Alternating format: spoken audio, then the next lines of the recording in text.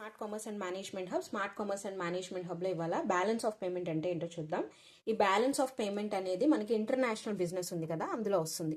అసలు ఈ balance of payment అంటే ఏంటంటే, ఏదైతే ఫైనాన్షియల్ ట్రాన్సాక్షన్స్ ఉన్నాయో ఒక కంట్రీస్ రెసిడెంట్స్కి మరియు రెస్ట్ ఆఫ్ ద వరల్డ్, అంటే ఫర్ ఎగ్జాంపుల్ ఒక పబ్లిక్ సెక్టార్ కంపెనీ ఉంది లేదా ప్రైవేట్ సెక్టార్ కంపెనీ ఉంది, ఒక ఇండియన్ కంపెనీ. ఆ కంపెనీకి వేరే ఫారెన్ కంట్రీస్తో ట్రాన్సాక్షన్స్ అనేవి జరిగాయి. అంటే ఫర్ ఎగ్జాంపుల్ వేరే కంట్రీకి గూడ్స్ అనేవి పంపించింది, సేల్ చేసింది లేదా పర్చేస్ చేసుకుంది, ఇంపోర్ట్స్ అండ్ ఎక్స్పోర్ట్స్. అలాగే ఫారెన్ ఇన్వెస్ట్మెంట్స్ చేసింది, వేరే కంట్రీలో ఇన్వెస్ట్మెంట్ చేసింది, లేదా లోన్స్ ట్రాన్స్ఫర్స్ తెచ్చుకుంది.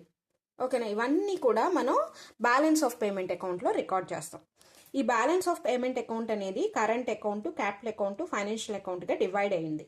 కరెంట్ అకౌంట్ అంటే ఏంటి అంటే, ఏదైతే ఎక్స్పోర్ట్స్ ఇంపోర్ట్స్ ఉన్నాయో గూడ్స్ అండ్ సర్వీసెస్కి సంబంధించిన ఎక్స్పోర్ట్స్ ఇంపోర్ట్స్ ఉన్నాయని నేను చెప్పాను కదా, అవన్నీ కూడా ట్రేడ్ బ్యాలెన్స్ అంటాం. దీన్ని కరెంట్ అకౌంట్లో చూపిస్తాం.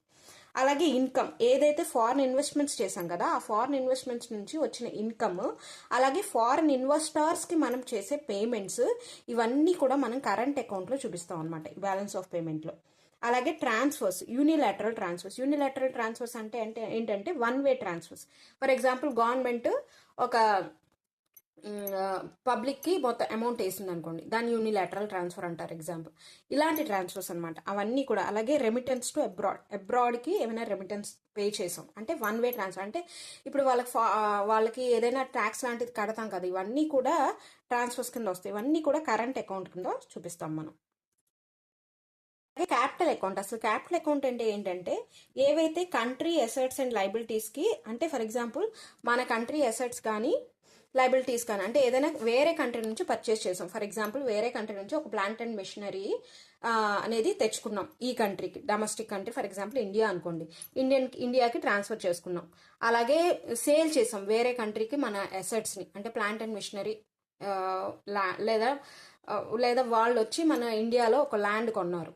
ఓకేనా, ఫారెన్ ఇన్వెస్టర్స్, ఇలాంటివి అనమాట. ఇవన్నీ క్యాపిటల్ అకౌంట్ కింద వస్తాయి. అలాగే ఫైనాన్షియల్ అకౌంట్ అంటే ఏంటి అంటే, ఏదైతే ఎఫ్డిఐస్ ఉంటాయో, ఫారెన్ డైరెక్ట్ ఇన్వెస్ట్మెంట్స్ ఒక కంపెనీ చేస్తే, మన డొమెస్టిక్ కంపెనీ వేరే ఫారెన్ కంపెనీస్లో రిమైనింగ్ కంట్రీస్లో చేస్తే, లేదా పోర్ట్ఫోలియో ఇన్వెస్ట్మెంట్స్ చేస్తే, అక్కడ స్టాక్స్ కొన్నారనుకోండి, వేరే ట్రేడింగ్, ఓకేనా, అక్కడ ఫారెన్ కంట్రీలో స్టాక్స్ అనేవి కొన్నాం. అలాగే ట్రేడ్ క్రెడిట్స్, ఇవన్నీ లోన్స్, బ్యాంక్ ట్రాన్సాక్షన్, దాకా చెప్పాను కదా, లోన్స్ అండ్ బ్యాంక్ ట్రాన్సాక్షన్స్, అవన్నీ కూడా ఫైనాన్షియల్ అకౌంట్లో చూపిస్తాం. ఓకేనా.